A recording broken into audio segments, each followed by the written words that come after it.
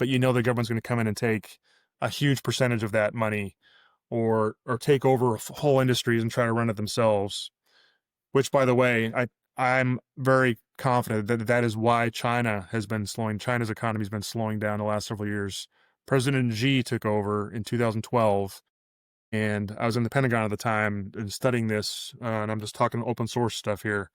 But he started, and I went to the Eisenhower School, Industrial College of the Armed Forces, what it used to be called, part of the National Defense University, and we focused on um, world economics, global economics, supply chain resiliency, things like that.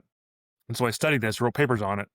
And President Xi took over in 2012 in China, and before that, the previous presidents, his previous two or three presidents, were really focusing on truly free market economy, and it really worked. Like China just exploded, their economy just took off from the early 90s to the early 2000s.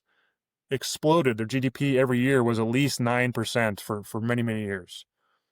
Xi takes over in 2012. He has a Mao mindset, and he openly reveres Chairman Mao, who was one of those communists I mentioned earlier, who led to the starvation and death of tens of millions of Chinese because of socialist policies.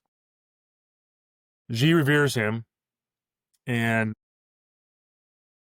also, but wants to take advantage of their on fire economy, but started taking over whole industries in China, little but one piece at a time. And the more he's done that, the more stagnant their economy has become.